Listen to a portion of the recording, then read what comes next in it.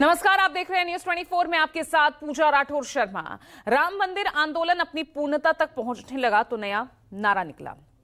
अयोध्या तो झांकी है, काशी मथुरा बाकी है। हालांकि श्री राम के अयोध्या में विराजित होते ही ये नारा हकीकत की शक्ल में सामने आने लगा।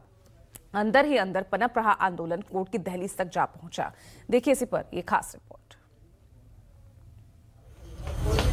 या अल्लाह और या मोहम्मद लिखा हुआ है।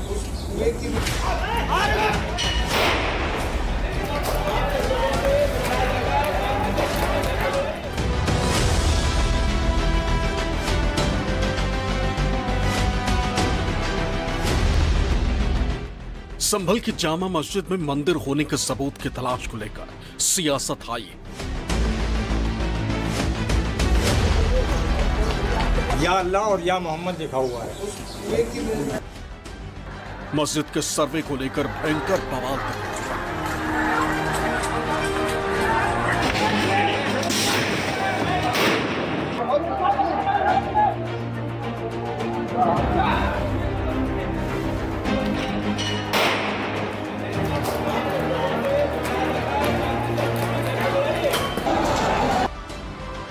मस्जिद में मंदिर के सबूतों के तलाश को लेकर संभल में हिंसा हो चुकी। 5 लोगों की मौत तक हो गई। इसलिए यहां हुए सर्वे को लेकर सियासत आई। तो दूसरी तरफ अजमेर शरीफ में मंदिर होने के दावे और उससे संबंधित याचिका स्वीकार करने के बाद मामला गर्मा गया। अगर मस्जिदों में मंदिर और शिवलिंग की तलाश की जाएगी तो इससे हासिल क्या होगा, इसकी बानगी रविवार को संभल में दिखाई दी।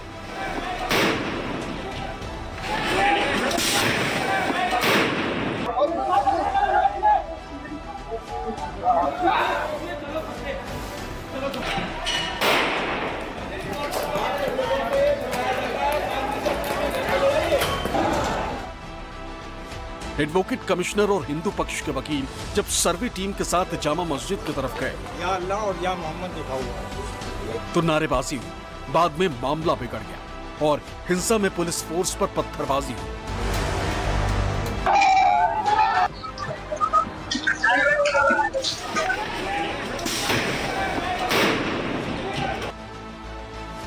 इस घटनाक्रम के बाद समाजवादी पार्टी प्रमुख अखिलेश यादव ने आरोप लगाया था कि सर्वे होने के बाद दोबारा सर्वे करने का मकसद सिर्फ माहौल खराब करना था, ताकि चुनावी नतीजों पर चर्चा ही ना हो सके।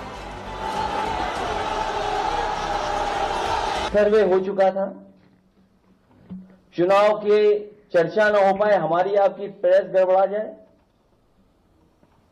इसलिए जानबूझ करके सुबह सर्वे की टीम भेजी है, जिससे माहौल खराब हो जाए, कोई चुनाव पर चर्चा न कर सके। दरअसल 24 अक्टूबर की सुबह करीब 7:30 बजे सर्वे टीम शाही जामा मस्जिद पहुंची और 10 बजे तक सर्वे किया गया, क्योंकि हिंदू पक्ष की तरफ से दावा किया गया है कि संभल की शाही जामा मस्जिद असल में श्री हरिहर मंदिर है, जिसे साल 1529 में तोड़कर बाबर ने मस्जिद का निर्माण कराया था। 7:30 बजे से 10 बजे तक ये सर्वे हुआ। इस सर्वे के दौरान सारे फीचर्स की स्टडी की गई। सारे परिसर में वीडियोग्राफी और फोटोग्राफी का काम, जो माननीय न्यायालय का डायरेक्शन था, उसकी कंप्लायंस की गई और अब ये सर्वे पूर्ण हो चुका है। और अब माननीय एडवोकेट कमिश्नर महोदय अपनी रिपोर्ट कोर्ट के समक्ष 29 नवंबर से पहले या 29 नवंबर के दिन पेश करेंगे, और अगर नहीं पेश कर पाएंगे तो माननीय न्यायालय से टाइम देंगे। रविवार को करीब 2.5 घंटे तक मस्जिद में सर्वे किया गया था। इस दौरान सर्वे टीम की मंदिर के सबूत मिटाने के बारे में जिक्र करते सुना गया, जबकि मुस्लिम पक्ष किसी तरह के सबूत होने की बात कहता है। सीढ़ियां करीब 20 सीढ़ियां हैं। इसको चढ़ते ही दोनों तरफ राइट और लेफ्ट 2 द्वारपाल हैं, जो हिंदू मंदिर के प्रतीक होते हैं, और उसको खंडित किया गया है। ऐसा स्पष्ट रूप से देखने से प्रतीत। ये कहना बिल्कुल गलत है कि यहाँ पर पहले कुछ और था, उसको खंडित किया गया। बिल्कुल साफ नजर आ रहा है कि यहाँ पर कुछ नहीं था पहले। या अल्लाह और या मोहम्मद लिखा हुआ है। या अल्लाह और या मोहम्मद लिखा हुआ है। संभल की इस मस्जिद में सर्वे करके मंदिर होने के सबूत तलाश करना है, जिसकी रिपोर्ट कोर्ट में पेश की जानी है। इसी के बाद आगे की सुनवाई होगी। हालांकि आरएसएस प्रमुख मोहन भागवत भी अपने बयान में कह चुके कि हर मस्जिद के अंदर मस्जिद ढूंढना सही नहीं।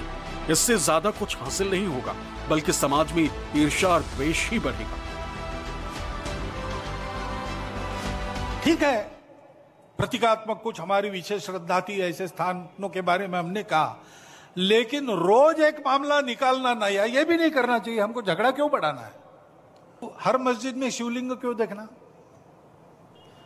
तो भाई वो भी एक पूजा है, ठीक है, बाहर से आई है। हालांकि संभल में मस्जिद की जगह मंदिर होने को लेकर हिंदू पक्ष ने साल 1874 से 75 और वर्ष 1875 से 76 के एक सर्वे रिपोर्ट का हवाला दिया गया। इस रिपोर्ट को आर्कियोलॉजिकल सर्वे ऑफ इंडिया ने tours in the central tube and Gorakhpur नाम से प्रकाशित किया गया।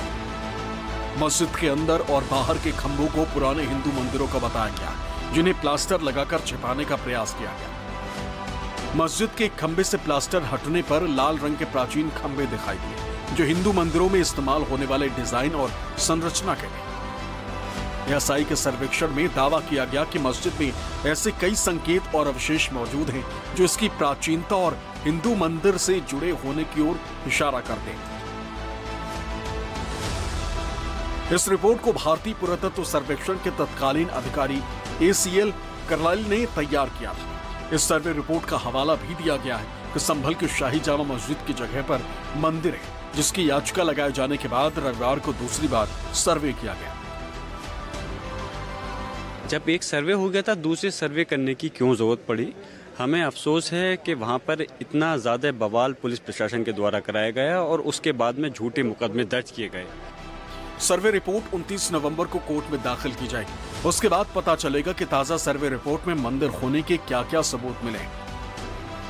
लेकिन हर मस्जिद में मंदिर ढूंढना कितना सही है, क्योंकि इस पर सियासत ज्यादा हो रही और सामाजिक सौहार्द को क्षति ही पहुंच रही। संभल से विमल कौशिक के साथ ब्यूरो रिपोर्ट, न्यूज़ 24। तो उत्तर प्रदेश के संभल में हुई हिंसा तो थम गई, लेकिन इस विवाद ने जिस भविष्य की ओर इशारा किया है एक देश के तौर पर, वो खतरनाक है। अयोध्या के बाद एक एक कर नए नए विवाद सामने आ रहे हैं। हम आपको पूरी लिस्ट दिखाते हैं, देश के वो तमाम मस्जिद जिन्हें लेकर विवाद गहराता जा रहा है। पहला तो वाराणसी, आप जानते हैं, काशी विश्वनाथ ज्ञानवापी श्रृंगार गौरी विवाद। इस मामले में अदालत के आदेश पर मस्जिद परिसर का सर्वे भी हो चुका है और यह विवाद अब भी अदालत में जारी है। दूसरा, मथुरा श्री कृष्ण जन्मस्थान शाही ईदगाह विवाद। हिंदू पक्ष मथुरा में स्थित शाही जामा मस्जिद और ईदगाह को लेकर दावा करता है कि जिस कारागार में श्री कृष्ण का जन्म हुआ था वो यही मस्जिद है। तमाम वाद विवाद के बीच ये मामला भी कोर्ट में फिलहाल लंबित है। अब पश्चिम बंगाल चले जाइए, मालदा मदीना मस्जिद आदिनाथ मंदिर विवाद। ये पश्चिम बंगाल के मालदा में भी मदीना मस्जिद को लेकर हिंदू पक्ष का दावा इस प्रकार का सामने आ चुका है। फिर दिल्ली राजधानी में भी देखिए, कुतुब मीनार के विष्णु स्तंभ बताने वाला विवाद बहुत पुराना नहीं है, विवाद भी जारी है और इसके सामने आने पर जमकर बवाल हुआ था। और अब एक नया विवाद अजमेर शरीफ का। इसमें क्या हुआ है? अजमेर शरीफ के मंदिर होने का विवाद, इसको लेकर दावा किया गया कि मंदिर है, इसे लेकर कोर्ट में याचिका लगाई गई थी, जिसे कोर्ट ने सुनवाई के लिए स्वीकार भी कर लिया है और इस पर विवाद इसलिए बढ़ गया है। यानी संभल के बाद अजमेर को लेकर दावे सामने आ गए हैं कि यह दरगाह नहीं मंदिर है। क्या है पूरा मामला, देखिए।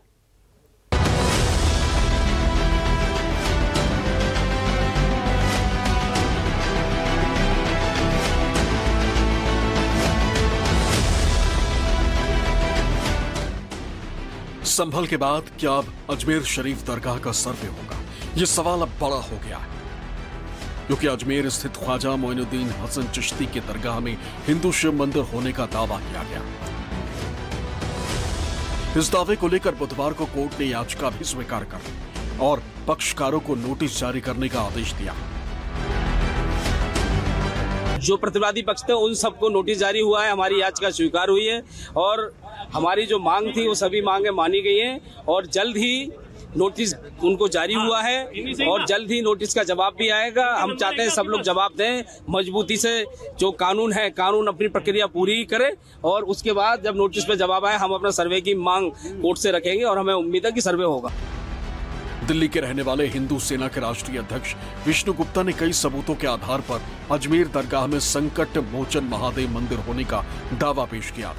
याचिकाकर्ता विष्णु गुप्ता की ओर से हरदयाल शारदा की लिखी पुस्तक का हवाला दिया गया, जिसमें उन्होंने अजमेर की दरगाह में शिव मंदिर होने का दावा किया। पूरा मामला है संकट मोचन महादेव मंदिर है अजमेर दरगाह, उसको लेके सिविल अदालत में फाइल हुआ मुकदमा वो लंबे समय 2 महीने से मुकदमा चल रहा है इधर उधर टुट्टी के कारण। अब वो आज उस समय हमें सफलता हुई है, मिली है। माननीय जज साहब ने बहुत लंबे हमारी बातें सुनी हैं और हमारी बातें सुन के अपने भी सवाल जवाब करें कि क्यों याचिका दाखिल होनी चाहिए, क्या साक्ष्य है। वो सभी साक्ष्य हमने माननीय अदालत को समझाए हैं, अदालत के समझ में आए। अदालत ने न्याय सम्मत कानून के अनुसार सभी पक्षों को नोटिस जारी किया है। अब इस मामले में अगली सुनवाई 20 दिसंबर 2024 को होगी। कोर्ट ने अल्पसंख्यक मंत्रालय, दरगाह कमेटी अजमेर और भारतीय पुरातत्व सर्वेक्षण विभाग को नोटिस देकर पक्ष रखने को भी कहा है। वैसे अजमेर शरीफ दरगाह को लेकर हिंदू पक्ष ने जो दावा किया है उसके मुताबिक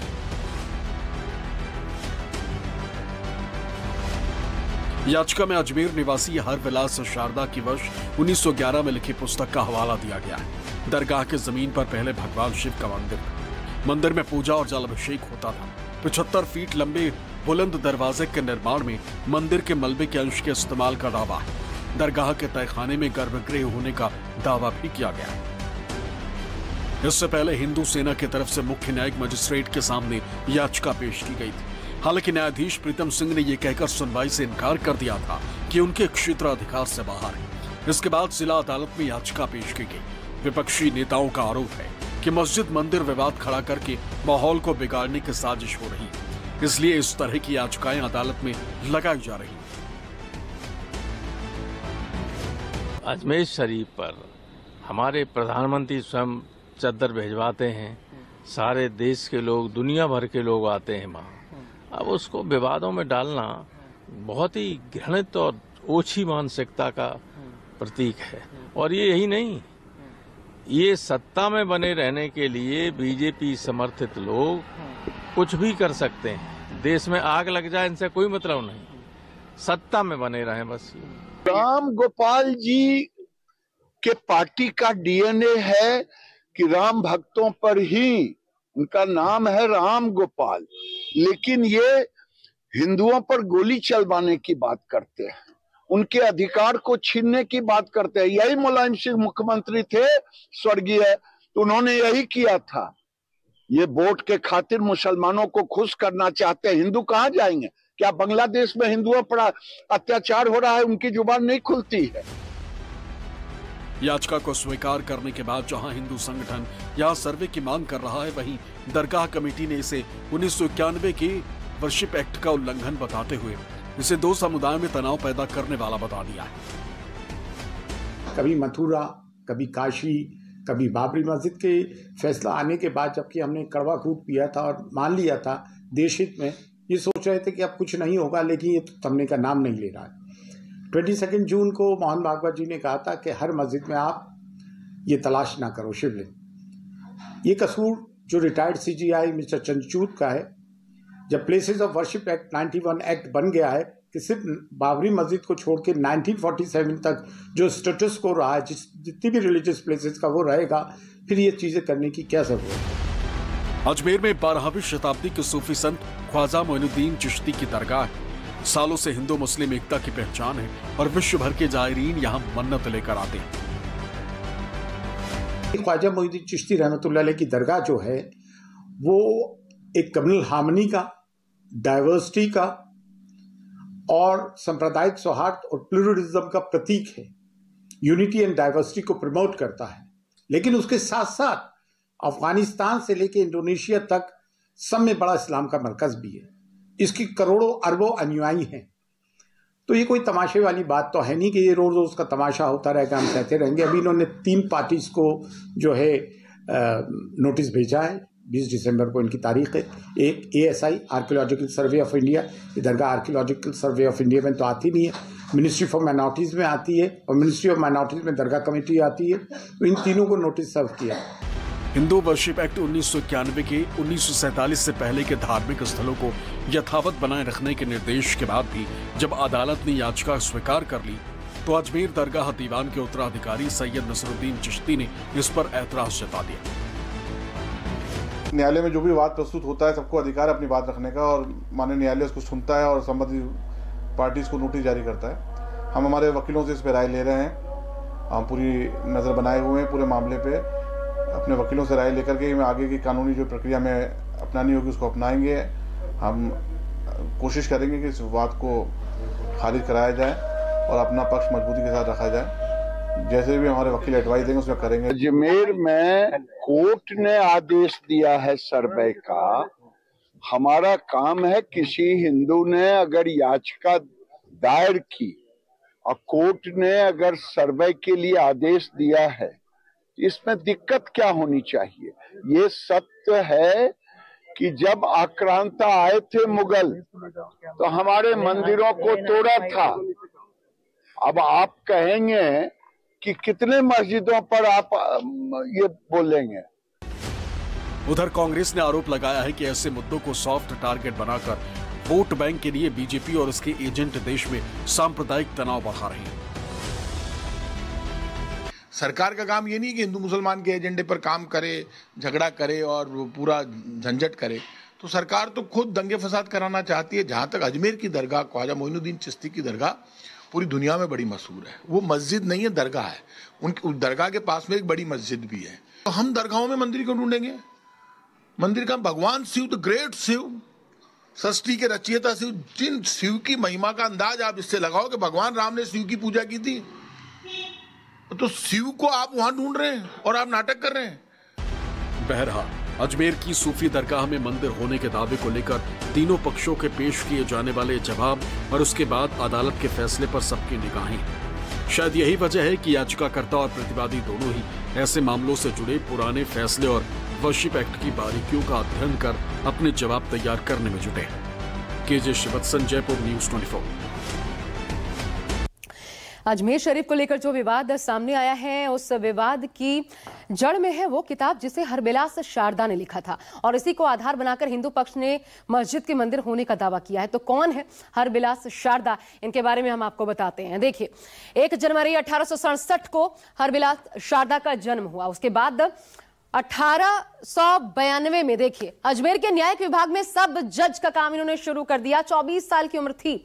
अजमेर के न्यायिक विभाग में बतौर जज उनके करियर की शुरुआत हुई। उसके बाद एक अहम पड़ाव आता 1925, जोधपुर हाईकोर्ट में सीनियर जज रहे उस दौरान, और इस दौरान उनके नाम एक ऐतिहासिक फैसला दर्ज होने की शुरुआत हुई थी 1925 में। बाल विवाह को रोकने के लिए असेंबली में उन्होंने बिल पेश किया और यह बिल आपको बता दें लगभग 4 सालों बाद 1929 में शारदा बिल के नाम से प्रसिद्ध ये बिल पास हुआ और फिर 1930 में पूरे देश में शारदा बिल लागू भी कर दिया गया।